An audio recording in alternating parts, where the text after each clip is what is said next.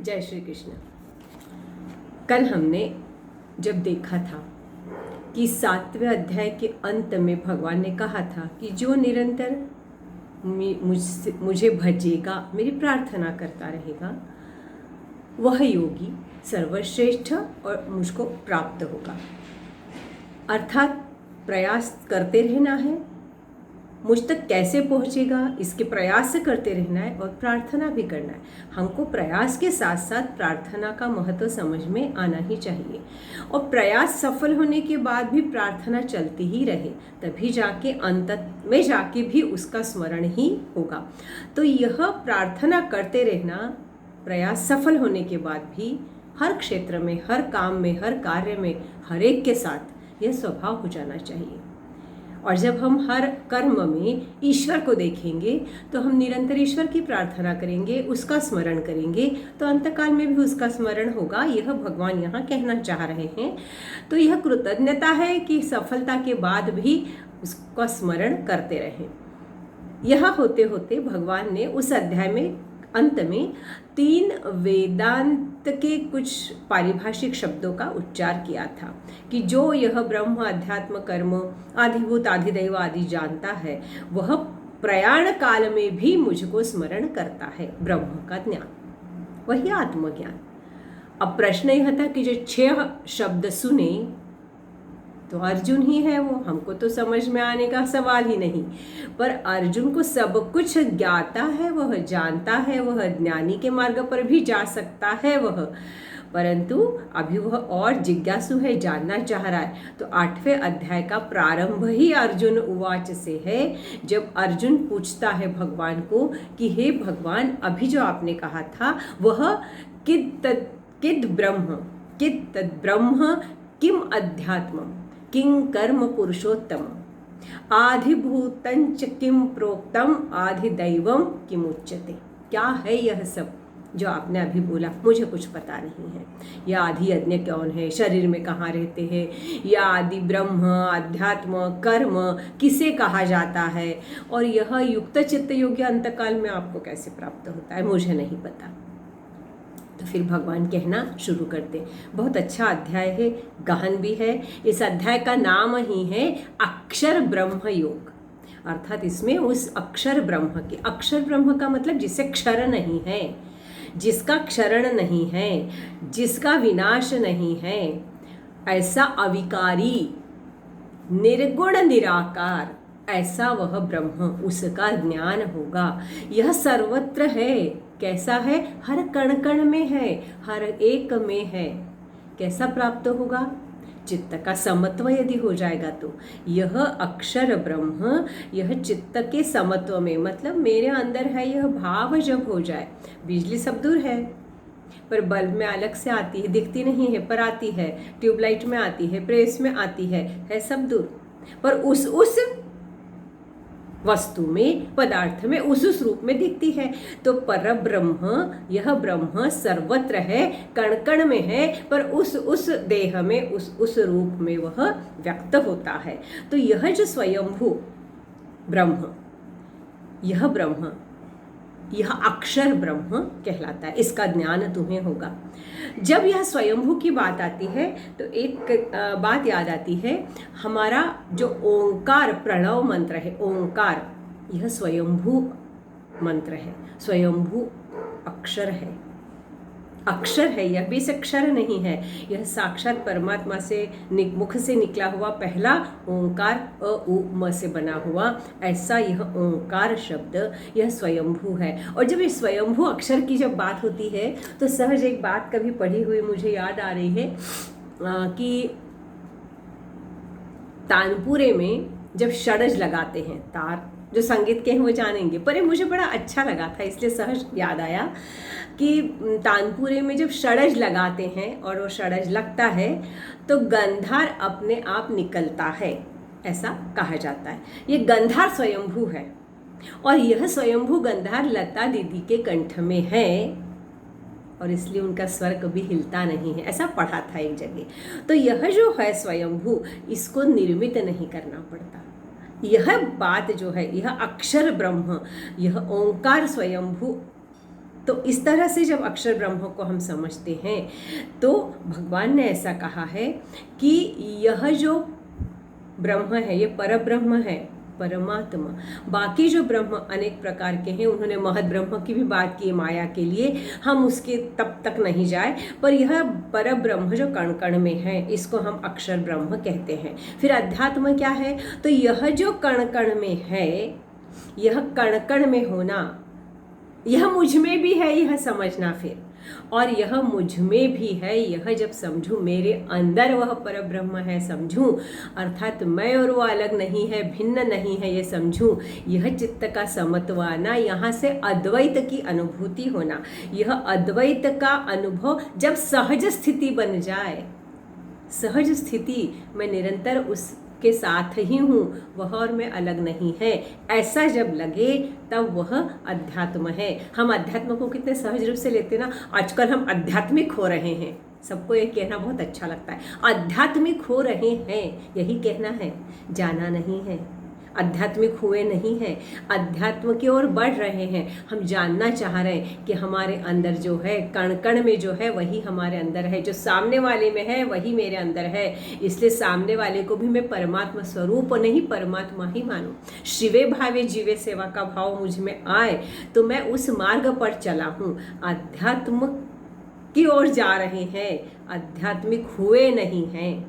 अध्यात्म ही हमारी सहज स्थिति है क्या, यह स्वरूप का अनुसंधान हम कर पा रहे हैं क्या, वह अध्यात्म है।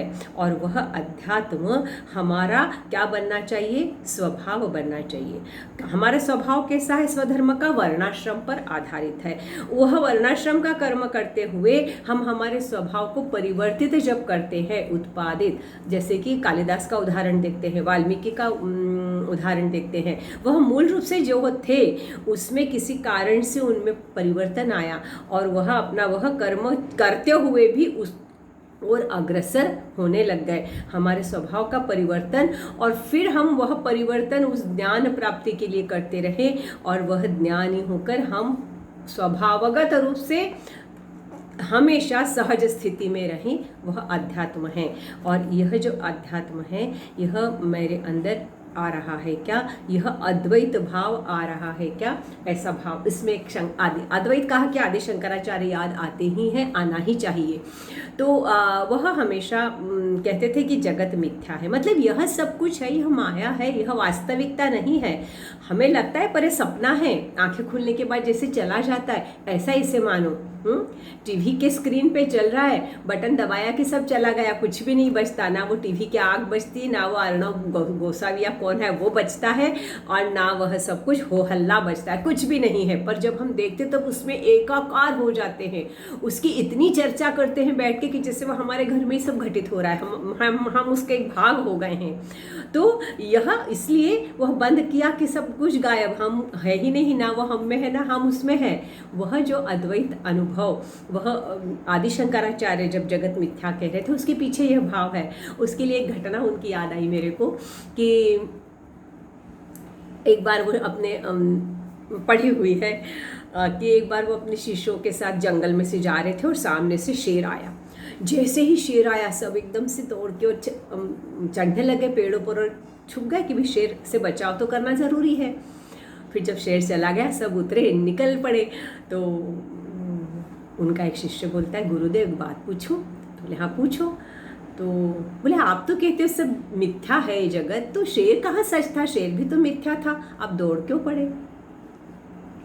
आदि शंकराचार्य थे वो, उनको पता है कि इसको कैसे जवाब देना है। उन्होंने कहा बिल्कुल सही कह रहे हो, मैं कहाँ कह रहा हूँ कि वह सच था, वह मिथ्या था, मेरा दौड़ना भी तो मिथ्या था, वो कहाँ सच था, जो कुछ है वो सब मिथ्या। तो चलिए बात को आगे बढ़ाएं। तो यह बात चल रही थी कि अक्षर ब्रह्म क्या है बताया, बहुत संक्षिप्त में बता रही हूँ क्योंकि ये तो अपने को जल्दी ख़त्म भी करा, हमको तो आगे बढ़ना है, बस थोड़ा थोड़ा जान के, ऐसा हमने पहले ही तय कर लिया है। जब रुचि डेवलप होगी तो एक एक अध्याय की विशेष बात को भी हम बहुत अच्छे से समझने के प्रयास करेंगे। तो अक्षर ब्रह्म क्या है हुआ, अध्यात्म क्या है हुआ, वह निरंतर उसके साथ मैं रहूँ, यह मेरा स्वभाव हो जाए, तब अध्यात्म है, वह अद्वैत द्वैत है। फिर बात आती है कर्म की। तो यहाँ कर्म की जो बात है वह भगवान ने जो उत्तर दिया है उसको हम देखते हैं। भगवान ने कहा है, जब इसका उत्तर देने के अर्जुन के उत्तर के लिए बोले तो तीसरा श्लोक जो आता है वह है भगवान वाच अक्षरम ब्रह्म परम स्वभावोध्यात्म मुच्यते। अक्षरो ब्रह्म परम स्वभावोध्यात्म मुच्यते, स्वभाव ही अध्यात्म हो जाए। अक्षर जो है वह ब्रह्म है। आगे क्या कहते हैं, भूत भावोद्भव करो, भूत भावोद्भव करो विसर्ग कर्म संचिता। यह जो कुछ सृष्टि बनी है, ये सृष्टि का चक्र चलता रहता है। यह जो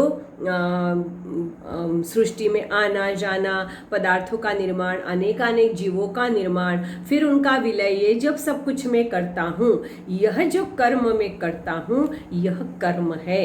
यह जो कुछ हो रहा है ब्रह्म से चराचर पदार्थों की उत्पत्ति, यह जो हो रहा है, ये समस्त सृष्टि का व्यापार, इसे तुम कर्म समझो। और फिर तुम उसमें कैसे रहोगे, तो जब तुम अपने समस्त, क्योंकि तुम जब कर्म कर रहे हो तो जो कुछ दान है वह देवताओं के लिए विधि पूर्वक त्याग कर दोगे तो वह याग होगा। वह अपने दान जो है, अपना जो कुछ कर्म है विधि पूर्वक देवताओं के लिए करेंगे त्याग, तो वह याग होगा। और वह जब हम स्वार्थ त्याग करके कर्म करेंगे, हमारा उस कर्म में कोई स्वार्थ नहीं है, निष्काम कर्म वाली बात है, दूसरों के लिए कर्म है, मेरे को नहीं, मेरे लिए नहीं है कुछ भी, तो वह होम होगा।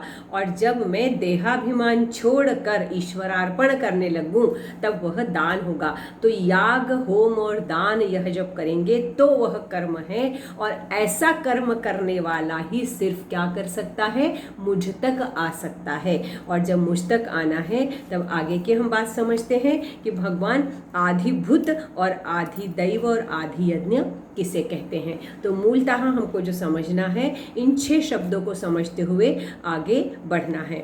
तो यह जो हम याग, होम और दान कर रहे हैं, इसी को आगे ले जाकर हम आधिभूत आधि यज्ञ की बात करते हैं। और हम स्वधर्म का नियम करते रहते हैं। और पंच महाभूतों का विकार हमारा यह देह है, यह जब हम समझते हैं, जीव यह परमात्मा का अंश है, यह जब हम मानते हैं, तभी हम निश्चित रूप से मेरा ही विचार करो, यह ज्ञान योग हो जाएगा। मुझे ही सब कुछ कर्म अर्पण करो, यह कर्म योग हो जाएगा। और सिर्फ मुझसे ही प्रेम करो तो भक्ति योग हो जाएगा। और इन सब के माध्यम से जब तुम आगे बढ़ोगे तो देह त्याग के समय, प्रयाण के समय तुम निश्चित रूप से मुझे स्मरण करोगे ही, मेरे पास ही रहोगे और मुझ तक ही आओगे। यह जब हम बात करते हैं कि प्रयाण काल में भगवान को याद करना, भगवान ने कहा है स्वयं इसमें कि कहीं भी तुम यह सोचो कि मेरे को अंतकाल में स्मरण कर लोगे तो वह साधारण बात नहीं होगी, निरंतर अभ्यास की बात है, सतत मेरे साथ रहने की बात है, स्वभाव हो जाना यह बात है। नहीं तो क्या होता है कि जिसका तुम स्मरण करोगे अंतकाल में, निश्चित रूप से अगला जन्म तो प्रारब्ध से मिलने वाला है, परंतु जिसका स्मरण करोगे वह कुछ तो तुम्हारे को बनना ही पड़ेगा, उसमें कुछ के लिए तो तुम्हें आना ही पड़ेगा, तुम मुक्त नहीं हो सकोगे। तो मेरा स्मरण करोगे तो मुझे प्राप्त हो सकते हो। इसके लिए एक छोटी सी बात याद आती है कि एक सेठ थे, हमेशा उनका सब कुछ ध्यान तो पूरा अपने किसे कहते इस अर्थ में ही लगा होगा और भौतिक तत्वों में ही लगा होगा, भौतिक चीज़ों में ही लगा होगा, मैं कितना कमाऊँ, कहाँ रखूँ, कैसे आवेरूँ। पर अंत में मेरे को भगवान याद आए, इसने उसने अपने बेटे का नाम नारायण रख दिया, शिव रख दिया और उसी को हमेशा बुलाते, नारायण इधर आओ, शिव इधर आओ, ऐसा ही सब चलता था। उन्हें लगा अंतकाल में मैं इनको बुलाऊंगा तो भगवान का ही नाम याद करूंगा। पर अंतकाल में जब उन्होंने बुलाया कि अरे नारायण देखो तिजोरी की चाबियां संभाल के तो रखी है कि नहीं, तो अंतकाल में जो याद आया वही तो खास था। स्मरण नारायण का किया, क्या मुँह से बोला तो बात स्मरण की है, तो वो कैसे होगा। तो हम निश्चित रूप से भगवान आगे बताने वाले हैं और बनती कोशिश कल हम इस अध्याय का पूरा करते हुए आगे बढ़ने के प्रयास करेंगे। तो अक्षर ब्रह्म को संक्षिप्त में समझ के मूल तत्व हमारे लिए क्या है उसको देखते हुए आगे जाते हैं। जय श्री कृष्ण।